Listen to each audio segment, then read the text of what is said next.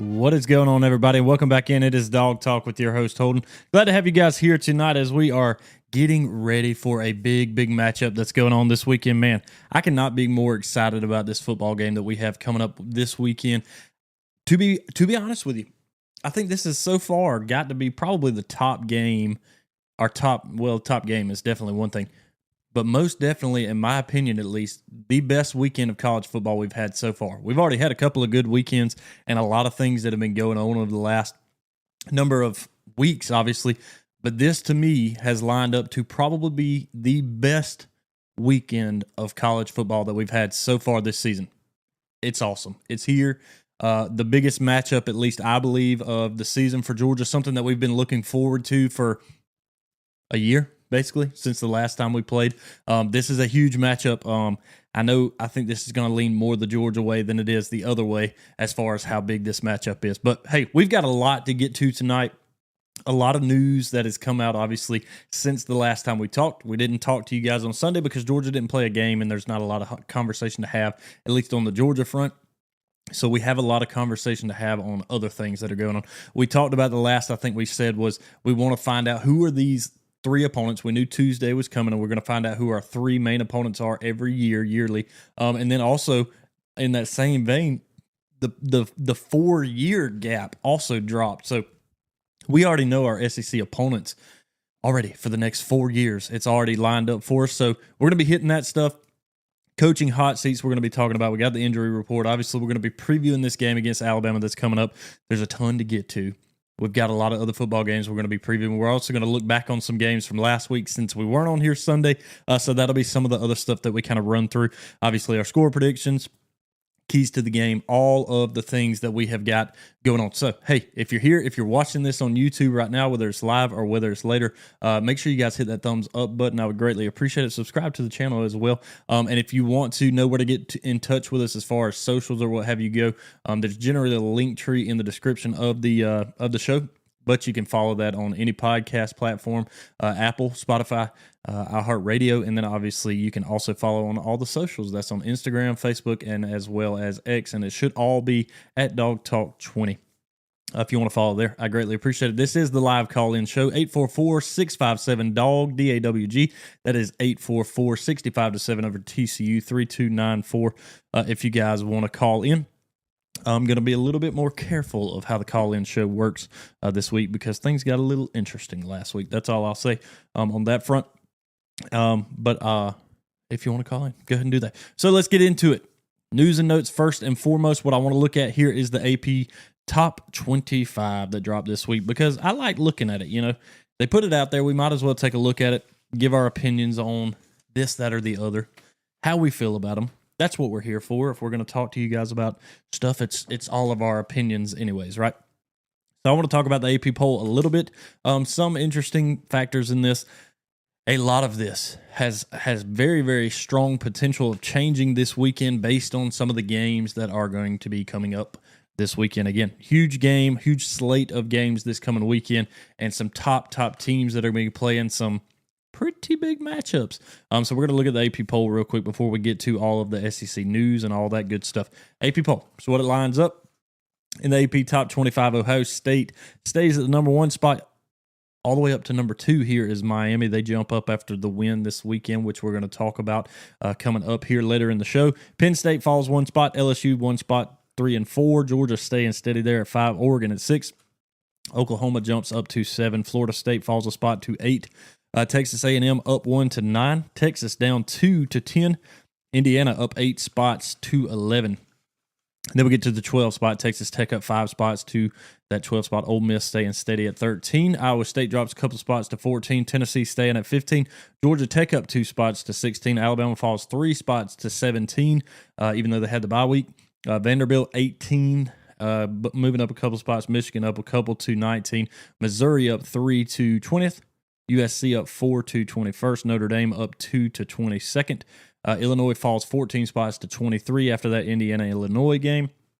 TCU coming in the top 25 at 24. Also BYU up in that as well at 24. The coaches poll slightly different. They don't have Miami nearly as high. Coaches poll has Miami all the way down at 6th. Even after that, they also have Georgia at 3 and LSU at 4. Seems a little bit more normal to me there. Alabama at 16, pretty much where they are. Trying to see if there was anything other major.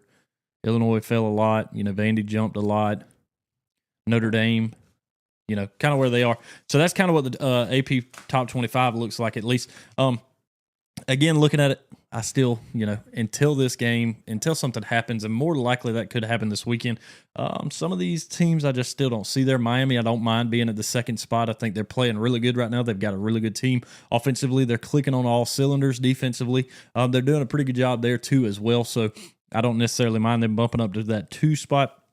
Penn State, we're going to kind of find out what they are this weekend playing Oregon. So we'll kind of see how some of that matches up. We'll talk more about that later on in the show, so make sure you guys stick around for that. Only thing I don't really like is when teams are stagnant, or they're not playing, such as in Alabama and Georgia, that are just sitting still and they move. If shifting 1 or 2 spots, whether it's up or down, that part I don't necessarily matter, but it's when you move 2 and 3 spots and you haven't even played a game, I don't necessarily agree with, which I think that one, mainly I say that for the sake of Alabama, to be honest with you, because they fall 3 spots, and didn't even play. So don't really understand that. Again, it's AP poll voters, so they're entitled to whatever opinion it is that they want to make in this one. That's just mine. I don't really understand a lot of the reasoning behind that, but it is what it is. Again, this poll's not going to matter here in a couple of weeks. We've got, I don't know how many weeks now. We're kind of scary to think that we're almost at that halfway point of the season already. And when we hit that, we don't have very long before we actually get these college football playoff poll, and that's the one that matters the most. The first one doesn't necessarily matter unless you're, a little bit, I don't know, superstitious, just because of the first team to be ranked first in that first playoff ranking. I'm fairly certain, I could be wrong about this, at least in the 4 poll, it seemed, or the college football playoff 4 team format. I don't think that the team who was ranked first ever actually won the national championship when that happened. And I don't think that happened last year either in the 12 team. So just something to kind of at least look at there, at least as far as that goes. But hey, all trends have to be broken at some point in time. And speaking of trends that were broken, let's kind of dive into some of this SEC conversation. Obviously, we talked about it last week. We've been talking about it for weeks now, ever since the conversation came up that SEC would be moving to this 9-game schedule, and that 3 of those opponents you would be playing yearly. A couple of things just on that. When we're going to run through at least Georgia's, and then we're going to at least look at all the other teams' permanent 3s, because I think that's the most kind of interesting thing as far as this goes, because obviously it doesn't really matter necessarily what we look at like for these next 4 years. We'll run through Georgia's just out of the entertainment of that. But for the other teams, obviously it means in those 4 years, you're going to play everybody in the SEC in that time, and then we're going to have a shift. Basically, every 4 years, you should play everybody. I believe is the way that lined up. And then it's just home and homes are different. And then obviously times and all that part won't necessarily matter. But in those 3 permanent opponents of Georgia's, I got it pulled up for us here. Georgia did pull what we kind of expected coming into this one. Obviously, we knew that we were going to get Auburn. We knew that we were going to get Florida. Those are the 2 biggest rivalries really in the SEC. There's a couple more now as well. Well, I say now, the Egg Bowl's been around for a while, but now you got that Oklahoma and Texas game. Also, that kind of gets added in there. Texas A&M, that's another one that kind of is added in there as well. So we knew that those 2 games, as far as the big rivalry there in Auburn and Florida, more than likely we're going to be there, and they are. The question was always that third one. Is it Kentucky? Is it Tennessee? Is it South Carolina? What's it going to be? And it does turn out to be South Carolina. So we do have South Carolina back on the schedule for at least the next 4 seasons. And I say for at least the next 4 because even though they said that these were permanent opponents, from what I understand, from what I've read, from what I've seen and heard, is that doesn't necessarily mean that it's concrete. That doesn't necessarily mean that just because these 4 teams that you have on these 3 teams that you have for the next 4 years, that doesn't mean that they are necessarily always going to be those 3 teams. That is subject to change. Obviously, if over those 4 years you just dominate a team multiple times, it might be an opportunity for them to look at it and go, okay, we need to change this. Now, for these big rivalries, such as the Iron Bowl, such as the Deep South's oldest rivalry, such as the Cocktail Party, all of these rivalries that are going on, I don't think you're really ever going to see those change. Even in a case, let's take like a Georgia and Tennessee, even though that's not a named rivalry, this is something that Georgia has dominated for the last 9 games, obviously. Now, this last one was a very close, really, really good football game. But in the case of that having been a name, if that would have been a named rivalry, I don't think that's something that's going to change. Take the Iron Bowl, for example. If Alabama won the next 7, I don't think that game will go away just because Alabama has dominated that. Now, that's obviously gone back and forth and been a close game here and there over the last couple of years. But that one's always going to stick. That one's always going to stay. But in case of like the South Carolina situation, that's who we're going to be playing for the next 4 years of those 3 opponents. Well, if Georgia was to dominate that or vice versa, then that might be something that in 4 years will be reevaluated. So from what I was reading earlier, I want to see if I could get this to pull back up, at least for myself, and kind of read it to you guys, because this is what I kind of was gathering from it. They put a bunch of percentages into kind of how they balance the competitive fairness as far as these games, even over the next 4 years, using these team records from 2021 to 24 is how they've done this. The highest opponent average winning percentage for any school in 26 through 29 is 55.67%, while the lowest is 46.65, a difference of only 9.02%. And then the comparison of that is when they competed in divisional play, obviously what we used to be in, the highest opponent average winning percentage from any school would be from 2020 to 23 was 61.32%, with the lowest being 46.65, a difference of only, the highest was 61.32%, the lowest of which was 39.76%. And that's a difference of 21.56%. So that's kind of how they've been able to try to look at this as a competitive fairness and balance things out for these schedules here over the next 4 years. And then obviously I think, again, same with kind of those 3 permanents, because that was, again, the biggest question I had was what's going to happen if you have this where a team is just constantly dominating. And again, named rivalry, something that's been around for a long time. Don't think that's necessarily something you're going to have to worry about. But some of these other ones, that third one, in the case of Georgia, that could be something that changes if that's not really a competitive fairness in that time. But kind of looking at things here, I'm just going to run through this for you guys that are listening, for you guys that are watching that may or may not have heard or seen this yet. These are the matchups for the next 4 years in the SEC. It's going to be pretty simple here. Some of this is kind of interchange where like 1 year you might play a team. Doesn't necessarily mean you'll play them at home or vice versa the next year. Some of these are kind of gapped up. For example, LSU will play in 27, but we don't play them the next year, and we don't play them in 28. We won't play them again until 29. So it is in there. You'll play those teams, all the teams, over those 4 year spans, but you might have that gap like that where it's not necessarily back-to-back years. So this is what it looks like. Auburn will have it home next year. Florida will be in Atlanta next year, because obviously this will be the last year in Jacksonville, and then next year is we'll play in Atlanta. The year after that, we'll play in Tampa. And then like Georgia Tech, as far as Tech goes, I know I kind of messed this up a little bit. In the first, I think the start of the season, we're playing them in Atlanta, but not, Bobby Dodd Stadium. We're not playing them there. We're actually playing them in the Benz this year. So I don't really know why they chose that. And then we'll play them at our house next year. But anyways, I digress in that. But here we go. Auburn's at home, Florida's neutral, and then we go to South Carolina next year. And then here's our 3 home games out of that. We'll have Missouri, Vanderbilt, and Oklahoma. We'll all be at home. We'll go to Alabama, to Arkansas, to Ole Miss in 26. And then in 27, the 3 mains are swapped. Obviously, we're going to Auburn. Florida will be in Tampa that year. And then we'll have South Carolina home. And then the 3 home games we'll have that year: LSU, Mississippi State, Tennessee. So oddly, won't see Tennessee in 2026. Kind of strange, obviously, for the last, we have that streak kind of going, and there'll be a gap year in between that before we'll see them again. But that's the home slate of 27, and then the away slate of 27 will be at Kentucky, at Texas A&M, and at Texas. So the first time we'll get to go to Kyle Field in this new structure. So that's kind of an exciting thing. I know that's a conversation that's been happening for a long time. And it's also, the first time in a long time that Alabama has come to play us. Now that's happening this year. But just another kind of one of those things. Then we move to 28. I'm not going to go through those main three again. Obviously, you can figure that out. The only difference is we'll be back in Jacksonville by the 2028 season, is what they expect. 3 home games that year will be Alabama, Arkansas, Ole Miss.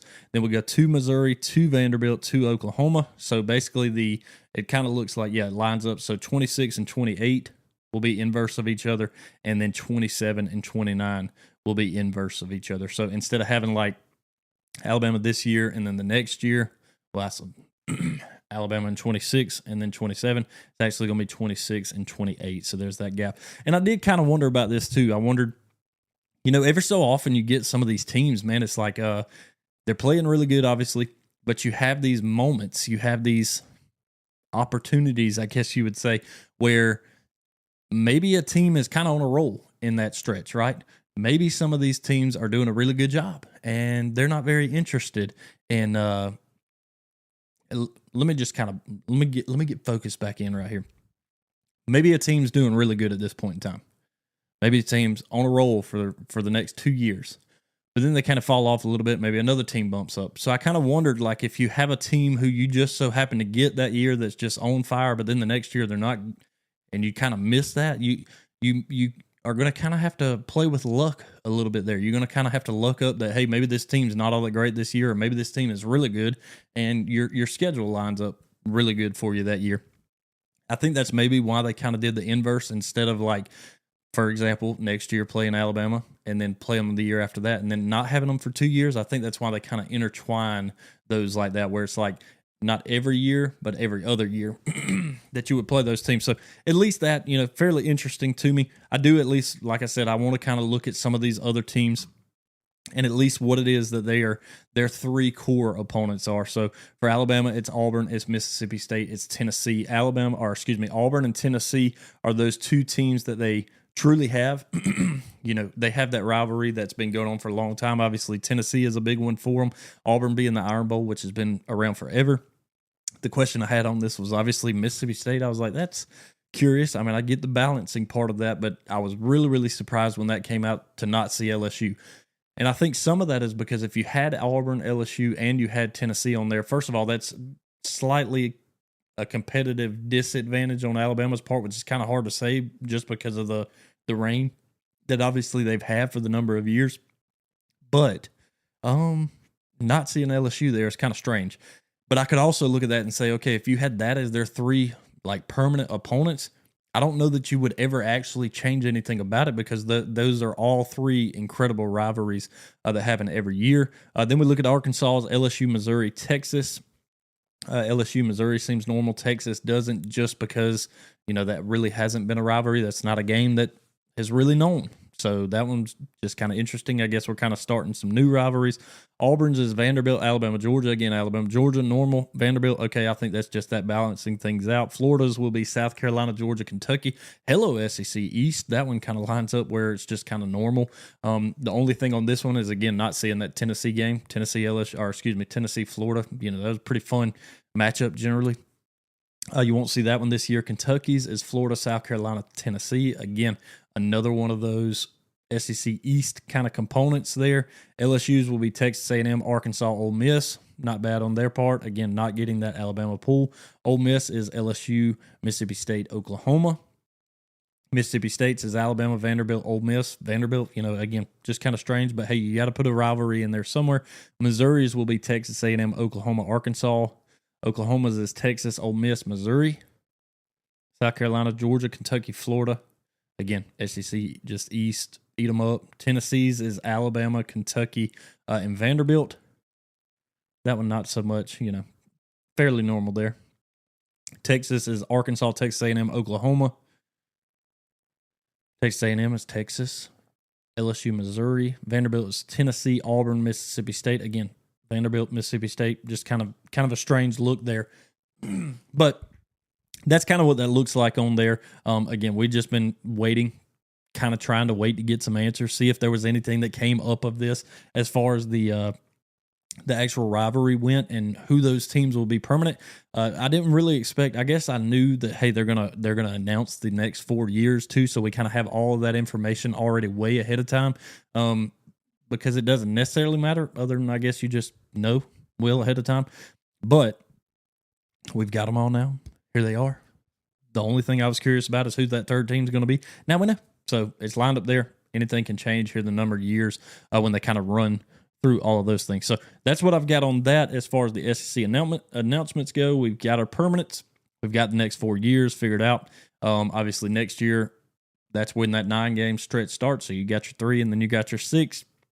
And then I guess the only other thing is, we'll have some of these other crossover kind of matches. I can't remember if it's next year or 2027. I think we play FSU. And then I know down the line, too, I think we have a matchup also against Ohio State. So we've got a couple of seasons that are coming up where you're really only going to have 1, maybe 2 games against what we consider to be cupcakes, kind of these work out the kink games, if you will.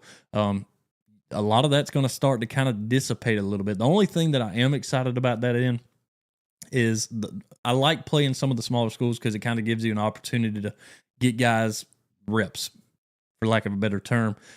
The only downfall to that, I guess you say, I don't really know that there necessarily is a downfall to that, other than it's already a grind. Now we're adding another SEC game to it. It's even more of a grind. And then you have these couple of games where you have big-time matchups in a season. Let's just say you had an FSU in there. Well, all of a sudden now there's 10 games right there. So you got 2 games outside of that, and one of those is going to be Georgia Tech every year. So really you have one other game that you might not necessarily play anybody difficult. The good thing about that is you can't complain about a schedule. When it comes to the end of the season, your schedule is what it is. It was hard. Not necessarily easy, but guess what? You got a great strength of schedule. So if you're winning those games, things should be going well for you. I say should. Doesn't necessarily mean that they should, but the potential of that is. So let's see. Some of the other things I want to talk about here, coaching hot seats. A couple of the guys that I wanted to kind of talk about as we get into this week 5 kind of matchup slate that we're going to be looking at. One of which, Mike Gundy, Oklahoma State. He is no longer there after basically 20 years with the program. He was fired earlier this week. So that seat is no longer hot. It's now vacant. Don't really know what the look is going to be there as far as who's going to pick up who, where somebody's going to go, where those shoes are going to get filled. But with this happening, with the first big firing of the season already happening here, coming out of week 4, going into week 5, this is, to me, where you're going to see some of these other bigger schools that are questioning, hey, do we want to keep this guy around? Is it time for a change? This, to me, is when you're going to start seeing those changes happen. And I say that because if you get one name that's out there, all of a sudden, all these other schools are going to go, okay, if the carousel's about to start and we're about to have to start picking, well, I need to get rid of the guy who's sitting here now so I can be ready to get the next guy, the best guy who's going to be out there. Because if I wait around, that best guy might get an offer somewhere else, and he's going to go somewhere else. So on that watch, obviously, is a Florida and Billy Napier. I don't know. It's kind of crazy to say that this is a thing to watch, but is Clemson, is Dabo Swinney on that? Because it's not a good start to the season at all. Press conferences haven't been very beautiful over there. I hate to say it, but Sam Pittman, another one of those over at Arkansas. Things are going to get tight. They've got a great opportunity this weekend. He could save his job in that. There's quite a few of these games and quite a few of these teams that the seat's already hot and could be getting hotter, especially as this thing starts to kind of really light itself up and teams start to drop these coaches left and right. Then all of a sudden you're going to be looking and going, hey, I need somebody in that spot. I know who the top dog out there is that I would like to get, but I've already got somebody in this position. So if it's time for them to go, it's time for them to go. So something to kind of keep a lookout for, obviously, this week with a lot of big things that are going on. Let's start to dive into this matchup that we've got coming up this weekend. Obviously, Alabama, Georgia. Big one that's coming up. Injury updates coming into it. This is what I've read so far. There's a couple of names on here I'm going to kind of leave off just because we know it's like, all right, these guys just aren't playing right now. But there are a couple of important ones I do want to mention. First of which, Ernest Green shows up on this list as doubtful. And I've seen even on some other sites where he's out, generally in all. I believe against that Tennessee game, it was probable. Obviously, we heard, when I say heard, saw it when Andrew put on, Andrew Smart, puts on X that Juwan Gaston, he played. And sure enough, he played. That was an exciting thing to see. But this one, in this case of Ernest Green, more likely he's not going to be playing in this game, still dealing with back issues and not really being able to block because of that. And I hate that for the guy. I would assume Bo Hughley will be the guy who steps up in that position because Juwan Gaston is not on an injury list this week. That means he's playing. So that's kind of a good news, bad news situation there, at least on the right side of the line. So some things to kind of get worked out there. On the other side, and I think this is important for an Alabama team who's been looking to kind of establish more of a run game because they haven't had that key runner for them this year, and you don't have a quarterback who runs in the same way that they're used to having over the last couple of years in a Ty Simpson. But that's Alabama running back Jam Miller. He will be playing in this game. He does not show up on an injury report, so expect to see him back on the field this weekend against Georgia. Couldn't be a better time, better opportunity for both of these teams to start getting a lot more healthy. And here's the deal. When we play this football game, I'd rather us both be 100% healthy. We're not. We still have a couple of injuries on both sides that could affect some things here and there, but I would rather us be as healthy as we can so when we play, no matter what happens, at the end of the day, there's no excuses. The game is played. That is what it is. Can't help what happens with referees, unfortunately, because there are some teams that have gotten hosed by that. An Auburn team did that last week against Oklahoma. Hope that doesn't happen in this game. I hope this can be a nice, clean, fun game. Exciting. I think that's what it's going to be. It's going to be a big matchup. That's all there is to it. It is in Sanford at 7:30. Georgia will be trying to defend a very, very big thing there in Athens. Obviously, that's that 33-game home win streak, and it's on the line in this one. I told you guys preseason, if there's anybody in this world that I do not want that streak to come to an end to, it is this weekend against an Alabama team who is coming here to try to end this streak. And it's not just that they're looking at this streak. It's just that they're looking at you going, I hadn't had a problem with you in a while. I really haven't. The last 10 matchups we played, you're 1-9 against us. You're not an opponent. You're not anything that we fear. But here's the deal. I just want to take just recency bias into effect for just a minute. We went to a Tennessee team who a couple of weeks ago, obviously before the bye, they were 0-8 against us over the last, obviously, 8 games. 8 years of beating that team. In a time where a lot of times we've come into that game knowing that this was a factor, whether it be home or away, they jump up ahead and we come back and we end up beating them. And by a pretty good margin for most of those games. A team who was tired of that.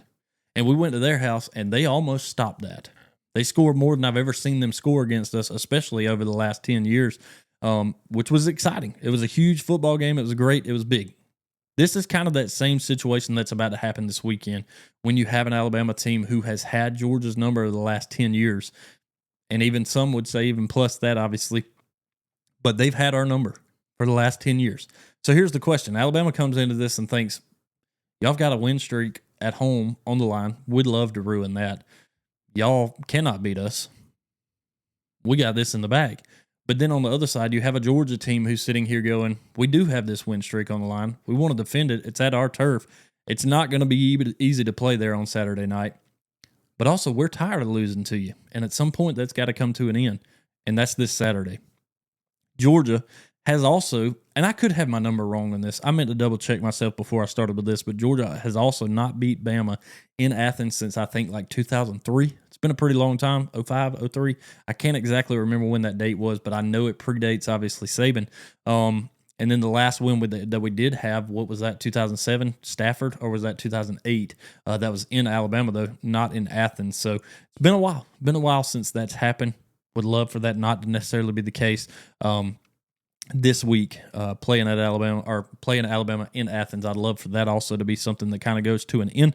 But here's the deal. Alabama has also not been a very good football team necessarily on the road under DeBoer. It's been something that has come up many a time. This team obviously already this year has already faced one of the first road tests, obviously starting the season against an FSU team who the team is good. FSU looks like a really, really good football team this year that plans to compete, obviously, for the ACC championship. More than likely will be in the playoffs just based on the way that they look so far through the season. Their offense is elite and their defense is elite. And that was a really good football game that was played, and FSU dominated it. They're not very good on the road right now. That doesn't just guarantee you, hey, mark it up right now, Georgia's going to win it. I'm going to tell you that right now. You're not dumb. You know this right off the bat. But they're not very good on the road, so that's important. So here's some of my biggest questions coming into this game, which will obviously lead into some of our keys to the game as well, which is going to be important. Can Alabama establish a run game. And I'm going to use both sides of this. I'm not just going to talk on the Georgia side of things of what it takes. And the reason I want to say these things is because can Alabama establish a run game? Because that's how we're going to know, is Alabama going to be able to move the football? You can't just be 100% one-dimensional. Here's the difference. Last year when we played in Tuscaloosa against this Alabama team, not 100% the same, obviously, but you had a quarterback who gashed you left and right. But you also had a quarterback who gashed you left and right when he threw the ball too. Obviously, the wide receivers got deep on you many a time. Okay? Can they establish that run game to also help and alleviate some things on the passing game? That's a question coming into this one. Can Georgia, on the opposite effect of that, can they affect the Alabama quarterback enough to rattle his throws? Okay, are we getting in his face? Are we getting in Ty's face enough? Are we sacking him?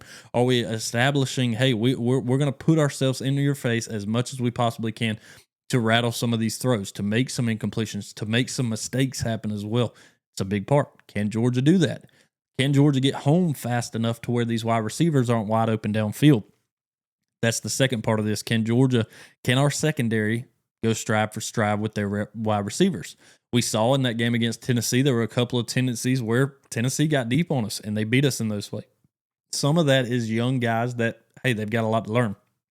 The good thing about that is you've had a week. You had a whole week since that Tennessee game and a whole week preparing for this week. So essentially, not 100% of 2 weeks, but you've had a good span there, at least 10 days worth of, we got to get this right before this, because you have a team coming in now who Tennessee did a great job over the top, for sure, with one guy.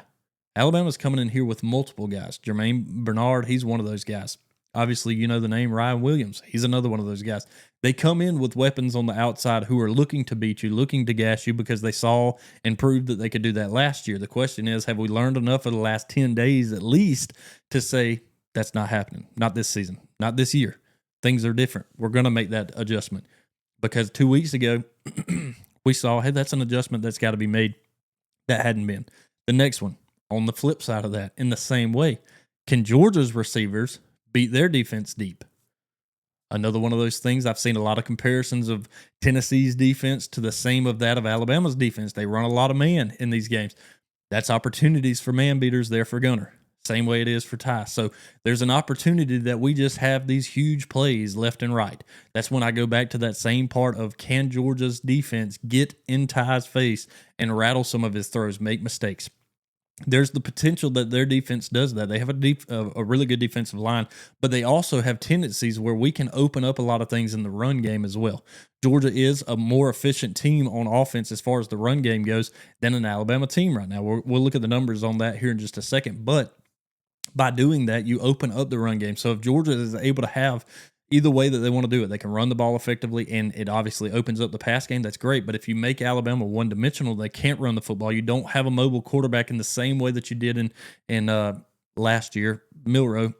Not that Ty can't run, because he will run on you from time to time. It's kind of like one of those Carson last year for Georgia's situation, where if he's got to and he needs to pick up 10 or 12 yards, he'll do that. But he's not a guy who's going to run 40, 45 yards on you. I say that in a knock on wood fashion, because if all of a sudden he does, well, then I got to eat my own words and go, man, that sucked. That was not fun to watch, and also not really expected. But they do have running backs back now who they have the potential of being able to open up a run game for them. But if we can make them one-dimensional in that way, and our defensive back end can help things out along there, I think Georgia stands a good chance there. Another question for us. Can Georgia establish that run game earlier? Like I talked about there, I think our offense, as far as the offensive line, we might have some pass pro issues that we've got to get worked out, because in the same way that we want to affect them, obviously they're going to try to affect us and affect those throws that'll be happening and trying to get deep. So that's something to see. But I do think Georgia can establish that run game as well. And then the last thing, the crowds are going to be wild in this one. You know, we haven't had a night game in a little while. Obviously, it was last season. We haven't had one this year. But this big of a football game, I think the Tennessee game, either last year, I guess it had to be last year, wasn't a night game, and it also was raining in that one at one point in time. So that wasn't necessarily just the greatest atmosphere of all, but we have had those great atmospheres, and this is a huge, huge, huge game for that to happen. So this crowd is going to be elite the entire time. Some of the numbers on this that I do want to look at to kind of back some of the questioning that I do have for this game, and then we kind of dive into the keys of the game is this. Georgia versus Alabama, points per game. Georgia, 39 points per game. Good enough to be 30th in the country. Alabama on the other side, 42.7 points per game, which is good enough to be 19th in the country. And then on defense, giving up points, Georgia's only giving up 18, which is 39th in the country, but Alabama's giving up even less than that at 15. And that is good enough to be 22nd in the country. The only team, obviously, that was able to gash them and make that number a little bit higher than what it actually is, considering some of the other opponents that they played in Wisconsin and that of a ULM was that of FSU, which I think they score 38 in the game against them to start the season. So that number was obviously a lot more inflated in the first part of that season. Obviously, starting things off because of that game has been brought down a little bit by the last couple of games that they've played. In that of a ULM, who was they were much more of an inferior opponent in that point. And then we saw last week what they did to a Wisconsin team who I wasn't too sure about until I watched Maryland play Wisconsin this past week, and I realized, okay, Wisconsin, not a very good football team. Nonetheless, Wisconsin did score on this team and scored a couple touchdowns as well. So something to kind of keep in mind there. The pass versus defensive things and stats in this line. Bama does have the edge on us, obviously, through the air so far this season, 335.7 through the air. We're 261 through the air. We have the advantage on the ground, 209 on the ground. They're 123 is what they're averaging on the ground. Defensively, we give up 217 yards per game. Through the air, they give up 108. So their secondary does at least look a little bit better on that. I think, again, that's kind of a number that's been crunched a little bit considering their first opponent and how tough that was with exception to those last two games where they had a lot easier opponents and they held those opponents a little bit better. Then the rushing category, Georgia does have the edge on this defensively, only giving up 82.7, whereas they are giving up 138. So we should be able to run the ball again, I believe, effectively against this team, and that's something that I think is going to be important in this. And then we have to stop their run, which I think, again, they're not necessarily rushing the ball outstandingly. Their pass defense is a little bit better than ours, I think, right here at this point, but you can't necessarily make those 100% comparisons because we've got to play this football game, obviously. We'll have man beaters out there. I'm curious to see how things kind of get schemed up, how we come out. Do we come out flat? I don't think so. I don't think you necessarily have to worry about that. Or do we come out with our head on fire and stomp down the field to kind of get things started and establish things defensively where they're not able to beat us deep to start this football game? I think those are very important parts to this before we get kind of to these keys of the game. I have to agree with Kirby here on a couple of things. I've heard him have this conversation with people before, and I've been kind of curious about it. Like, is that real? Is that true? Is that something that, makes sense to me? And I think it has now, and we'll kind of get to that. And that's the times that these games are played. And what do I mean by that? Kirby has said before, I think the question was just asked, hey, when's the best time to play? What is that? Is it 12 o'clock? Is it 3:30? Is it these 7:30 night games? And I think he doesn't like the night games, and I'm starting to understand why. And this is why. Give me a sec. When you have a 12 o'clock kick, I think 3:30 is like prime time, honestly. And this is why. Just as a fan, just as a guy who loves watching college football from start to finish, 11 a.m. to whatever time it finishes or whenever I fall asleep. Those first games, you have such opportunity for just a lackluster start of a game, a really flat start to a game. And a lot of those guys, they're having to get out there really quick, get things going. You eat, you have all these meetings right beforehand. Then you're on the field and boom, you're playing just like that. The only good side to that, as Kirby has said before, was that's a lot of time afterwards where recruiting, spending time with family, watching other games later, that's able to happen. The 3:30, on the other hand, you're able to get up, kind of ease into the day, get things started, obviously get to the facilities and everything, meet with some people beforehand, get some recruits and get some showing them a few things here and there. But then obviously the game happens, and then afterwards you have a little bit more time for that, and then it's pretty much time to go home, be done. Then the night game, here's the other thing, where it's a lot tougher, and that's because you get there, it's breakfast. It's just this all-day lull. You're showing recruits this, that, or the other. You're taking them around everywhere. You're trying to spend time with family. You're looking at some other games that are going on while also trying to focus in and make sure that all of your attention is prepared for the game that's at hand. And then you look at the clock, and it's like, all right, it's 3:30. I still got 3 hours before this game ever even thinks about getting kicked off, before I ever even get on the field to kind of get to stretching it out. So I'm starting to kind of understand that also from the fan perspective, just because these night games, when they've come, it is one of those, man, it takes forever to get here. Not just like it's Thursday, hey, Saturday's 2 days away, but it's more that when Saturday gets here, same thing. I wake up, eat breakfast, drink some coffee, and I look and I go, okay, some games are starting and I'm watching them and I'm just anticipating. I'm anticipating the entire time, hey, this game's coming. It's a big game. I'm excited. I don't know what's going to happen. I'm looking forward to it. I hope this happens. I hope that happens. And again, it's 5 o'clock. I still got 2.5 hours before the game ever even kicks off by the time that happens. So I'm starting to kind of understand his point of view on that. But nonetheless, a night game in Sanford Stadium is the most beautiful thing that I've ever witnessed on a TV. I need to go and witness it in person at a game.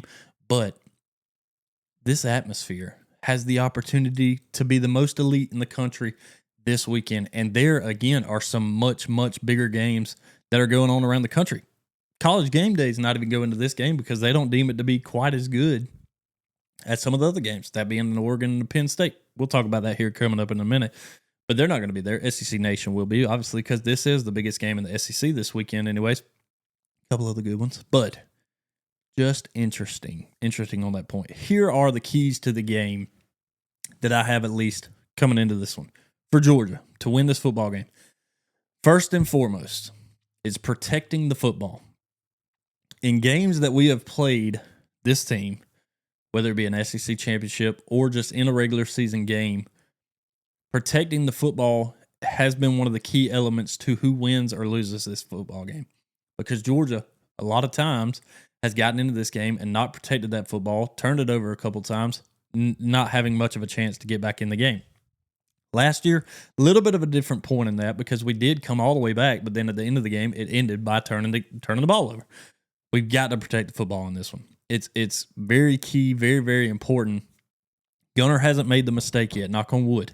Okay, he's going to have to read this defense elitely and quickly. From when they roll from these man schemes into these little zone pockets here and there, he has to be able to read these things. And I'm sure he's been studying film for a while. I'm not going to just say these last couple of weeks, probably a lot longer than that. He's been studying this for everything, for all of what it is that they might throw at him. But we've got to protect the football, especially our runners, even our wide receivers who are catching the ball, getting the ball punched out. Got to protect the football. That's the first one. Second one, we've got to limit explosives. Here's the deal. Explosives are going to happen in this football game. I have no doubt in my mind there's going to be a play that Jermaine Burton is either going to be wide or wide open or beat us deep, or even a Ryan Williams doing that same thing. I do not doubt that there are going to be explosives in this game for them, but I also do not doubt there will be explosives in this game for us also. The biggest thing is we have to limit those explosives. If they're just doing it left and right, similar to what Tennessee was doing at will to start that football game, it's going to be a long night. But if we can limit those, things get a little bit better. You see what kind of happened in that second and third quarter against Tennessee in that game a couple of weeks ago. Same thing. You have to limit those explosives. Third thing, we've got to affect the quarterback. If we're able to limit those explosives, if we're able to stop the run game, if we're able to protect the football, and we can affect the quarterback on their side of the ball, Georgia wins this game, and will win it handily. A lot of this, I keep going back and forth as far as the score prediction goes. I keep going back and forth of, is this a game where it's just back and forth, throw it back and forth, explosives left, right for both teams? Does it come down to who can affect the quarterback more? Does it come down to who's running the ball more effectively in this game to open up that pass game more, which I think leans more the Georgia direction? And I'm not just saying that out of a bias. See, I truly believe that Georgia can open up a run game while still being able to establish a good game through the air as well. Whereas I feel like Georgia can really lock down a run game to establish you in a one-dimensional form where all we have to do is be able to protect explosives deep. And when that happens, I think Georgia has a good opportunity to win this game. Those are big, but I have no doubt, and I want to make sure you guys understand and know this too, there will be explosives in this game. So when it happens, it's not one of those I want everybody to just go on Twitter and go, what is happening? Why are we falling apart? Fire Bobo, even though he doesn't play defense, okay? They're going to happen, but they're going to happen for both teams. Stick around for it. Wait for it. It's coming. I think Georgia wins this one 31-30. It's a close game. Right now, I think Georgia's like a 3.5-point favorite. I'll look at the line again here in just a second and just see what it changed. I think it opened at 3.5, dropped to 2.5 at one point. I think it's bumped back up to 3.5. So that's a good thing. It's basically a pick 'em. Obviously, get 3 at the house. So basically a pick 'em on who you have, who you want on that one. But I got Georgia 31-30. Kind of like a late drive in this game, maybe kicking a field goal to make that 31-30 and end up winning it. Or I think it's going to be kind of like a defensive struggle back and forth where defenses have kind of figured some things out on the back end there in the fourth quarter where it's like a 31-30 early in the fourth and nobody really scores. It's defensive matchup late into the fourth quarter. We're going to see, but I got Georgia in this one 31-30. Such an exciting game, such a big game. Again, things can go a lot of different directions in this one. The good thing about this is both of these teams are coming off of buys. Both of these teams have been preparing for one another for a long time. This is kind of one of those, man, you just see, you ever been to, I don't know, like a fair or something where they have these demolition derbies and these cars are just one side to the other as fast as they can go and they're about to meet right in the middle. That's what I feel like is about to happen on Saturday, and you're going to have the greatest atmosphere you can possibly have around you to be able to watch that at 7:30 that night in Sanford Stadium, defending that 33-game home win streak that I think Georgia's going to do this weekend. I can't wait. It's going to be exciting. Looking forward to it. That's what we got on it. I don't have any voicemails. Obviously, we didn't have any voicemail call-ins from this last week because Georgia didn't play a football game. So I want to look back at some of the other games from last week, some of the big ones that did happen. And then we'll kind of focus our attention on some of the other big games that are going on around the country this week as well. So here, some of the big games that we did see last week. Obviously, Miami and Florida played 26-7. Miami beats Florida. This was a late kind of charge there for Miami. It was a rainy game, ugly the whole time. Miami, it was only up 13-0 at the half. Then Florida scores. It was 13-7 going into the fourth quarter. So this was still a close football game before Miami gave it up. Florida, offensively, abysmal. Really, really bad offensively for Florida. That's why Billy Napier's seat's as hot as it is. If you want to call the plays, so be it. But Lagway does not look good. He doesn't look healthy. I've heard rumors that he might be sitting out, going ahead and redshirting now, whether it's so that way he can leave if something happens with Billy, or he can leave either way. Or if that's even true. Might not even be true. You know how it is out there. Oregon took care of business in that one. Oh, this was the big one. Number 9, Illinois. 19, Indiana. Indiana, good Lord Almighty. 63-10 was the final in that game. This was one I think we looked at when we were doing picks and stuff like that, just to kind of have picks out there where I was like, this line looks really funny. And Indiana just mollywopped them. It was crazy. Auburn, Oklahoma. Again, this was really tough. Oklahoma wins at 24-17. And just a massive game. The Oklahoma really had a couple of calls, and I don't like making the excuses, but these calls in this game were egregious, especially when late after the game, the SEC literally comes out and says, hey, one of these touchdowns should not have counted because this was an illegal play. You know, you have pass interference that happens in the end zone. You have a fumble that's not a fumble. You know, you got all these things that happen, and case in point, SEC officials come out and say, hey, that shouldn't have been a touchdown. That was an illegal play. They got a touchdown. The difference in this football game was a touchdown. So that's a problem. That's where I look back and go, I don't like making excuses, but that's not an excuse when they literally come out and say, hey, we got it wrong. And the touchdown was the difference in the game. And I would say, you know, they had other opportunities. Yeah, they did. And those other opportunities were still ruined by officiating. And this was probably the worst officiated game that I've seen that truly made a difference in the football game. Unfortunate for Auburn. Oklahoma does win that one. Ole Miss over Tulane 45-10. Tennessee over UAB 56-24. Again, I think defensively, Tennessee still got some things to figure out there. They still win it by plenty. Texas Tech over Utah. Texas Tech is the real deal. That offense looks good. 34-10, scoring 24 in the fourth quarter. Georgia Tech over Temple.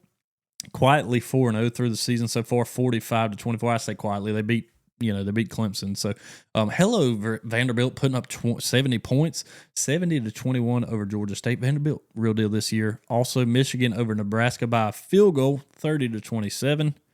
South Carolina falls to Missouri, 29-20. Missouri, unfortunately, Lenore Sellers, 302 2 touchdowns in this game. South Carolina not looking quite as good as I was hoping they would look this year. Notre Dame does finally get on the win column here, 56-30 over Purdue, and then USC over Michigan State, 45-31. Again, that was another one. I never even clicked into that one, mainly because I think it started at like 11 o'clock, which is just crazy. All right, let's get to this Week 5 slate. Actually, I need to look back. I want to look back real quick just at some picks that I had from that week. I have no idea what I did with them. Oh, there they are. Picks from last week. This is how I ended up on that result. The week before, I was 6-1. On this one, I took Oklahoma over Auburn, but I took Auburn plus 6.5. Womp womp. That's 1-1 because Oklahoma did win. Auburn did not cover that. Texas Tech, I took them over Utah, and they did win that one. That was good, but I also took the over 57.5. Womp womp. That didn't happen. So 2-2 on the week. I took Miami over Florida. Did get the win there. Look at here. We're looking pretty good, right? 3-2. And then I took South Carolina over Missouri. That didn't happen. So a 3-3 record moves us to 16-9 on the season. Not too bad. Not too bad. All right, let's get into this week 5 slate, excuse me.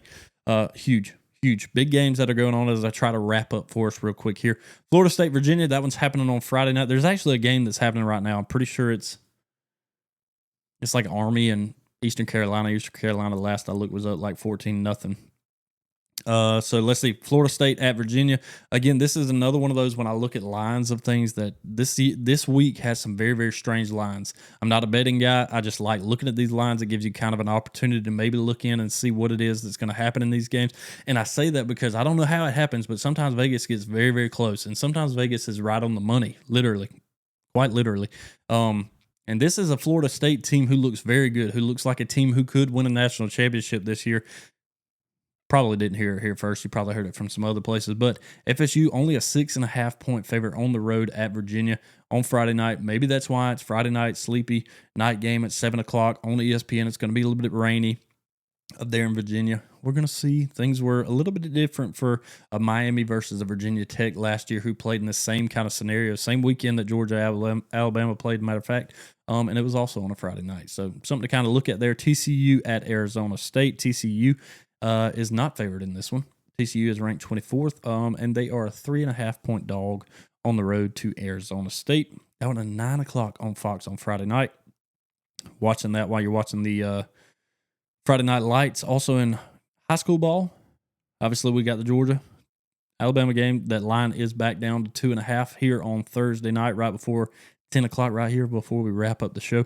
Then the 12 o'clock slate, you got Georgia Tech, Wake Forest. Georgia Tech 13.5 point favorite. USC and Illinois 21 versus 23 at 12 o'clock. Also, USC a 6.5 point favorite on the road. In that one, this is a big one. This is a big one. Very interesting. Keep an eye on this one. This one's probably going to be one of the picks of the week. It's Notre Dame traveling to Arkansas. 1-2 Notre Dame versus 2-2 Arkansas. It's also crazy to look at a 1-2 Notre Dame team that was 0-2 last week, that they're still ranked in the top 25. Notre Dame, a 4.5 point favorite on the road. Ohio State at Washington. This is a big one also. Again, it's kind of one of those when you're going cross-country like that, doesn't necessarily bode well for everybody. That's at 3:30. Ohio State is a 7.5 point favorite in this one. I'm telling you right now, just keep an eye out on this one. Washington, sneaky game right here. Another really big one in the SEC this weekend at 3:30.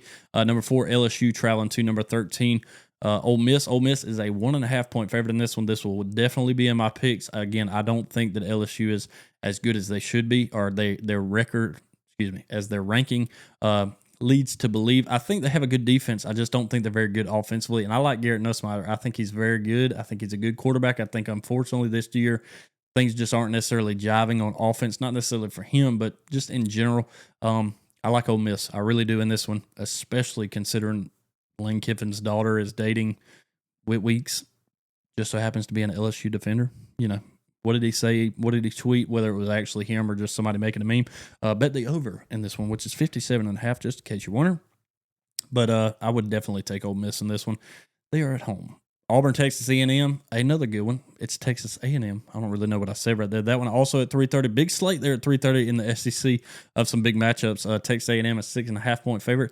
This is another one. Again, I think Texas A&M a really good team. Got a great quarterback there. But Auburn is just sneaky good. I think, again, Auburn should have won that game last week. Auburn should be undefeated and 4-0 coming into this game also, and they're not. Unfortunately, it is luckily at 3:30. It is obviously in College Station. A&M, again, a 6.5 point favorite. I really don't know. This, to me, is more of a toss-up, but I could see Auburn winning this football game. Indiana at Iowa. This is, again, 8.5-point spread. Indiana put a thumping on that other team, but I get it. Iowa's always a good defensive team and a running football team, so the low on that 48.5 too. So very interesting there. That one 3:30 on Peacock because, we ran out of channels, I guess, on TV. Tennessee at Mississippi State. Mississippi State, a quiet 4-0 team that is not ranked. Tennessee, 7.5-point favorite on the road. More than likely that's going to happen. I think Mississippi State is a better team this year than they are last year. But I would be really surprised. This 4:15, on the SEC Network. I would be pretty surprised if Mississippi State pulled this upset, but it would be huge. It would be huge. I think Tennessee's going to take care of that one, though. Arizona at Iowa State. Iowa State, a 5.5-point favorite at home. And that one, that's 7 o'clock. And then, obviously, the big game that night, other than Georgia, that will also be playing at 7:30 is number 6, Oregon, traveling to number 3, Penn State. Penn State, a 3.5-point favorite at home. Again, you're traveling cross-country in this for Oregon, which, again, doesn't necessarily bode well for teams in the Big Ten who have had to cross the country to be able to play each other from one coast to the other. I don't know if that's necessarily going to matter in this one, but I'm going to be honest with you. I think Oregon is a better football team than Penn State. I think this is the chance, at least for a team, to show, hey, one, we're really good, that in Oregon. Show that Penn State is good too, but also show that, hey, they're not the number 3 team in the country, because I don't think they are necessarily. That's just my opinion, but I just don't see it. And this is the test that they finally get to say, it's basically a shut up and prove it game right here to me. If you are the number 3 team in the country, this should be a game that you should win, and you should take care of business. You're a 3.5-point favorite. Let's see you win by a field goal or more in this one. But I that would be another one I'd put on a pick right now if I could, and I'd say Oregon's going to beat Penn State. In that one, BYU Colorado kind of wraps things up at 10:15 there on ESPN. BYU, a 6.5-point favorite on the road at Colorado there. So that is really the biggest games of the week. Again, my picks on that one are pretty simple. It's going to be Georgia. It's going to be Florida State over Virginia in that one. Honestly, that's tough. Ole Miss over LSU. And then I think that last one I would probably take, Oregon over Penn State. That would probably be my picks on the week there if you're just doing some picks out there. We'll see how that goes. I'll try to remember to make the graphic for that again and put it out on socials. Speaking of socials, you guys make sure you follow us on all the socials wherever you are out there. At Dog Talk 20, that obviously being on X, that obviously, that also being Instagram, Facebook. That's pretty much the only places that there are. That if you guys want to follow us, I'd greatly appreciate it. Again, if you're listening to this, if you ever want to watch it, you can click the link in the description and go to the YouTube channel, and you can watch it there if you guys are interested in that. Boom, I greatly appreciate it. And then if you guys are watching and you would rather just listen, or you want to listen back or what have you, you can do that also. Apple Podcast, iHeartRadio, Spotify, all the places where there is a podcast platform. I promise you, we are there, and you can 100% tune in to us there. So I'm excited for this one. Big game coming up, obviously 7:30 in Sanford, trying to defend that 33-game home win streak against the Tide. And I can't wait for it. It's going to be a huge game. Looking forward to it. We'll check in with you guys on Sunday following this game. Check in with you later. Go Dogs.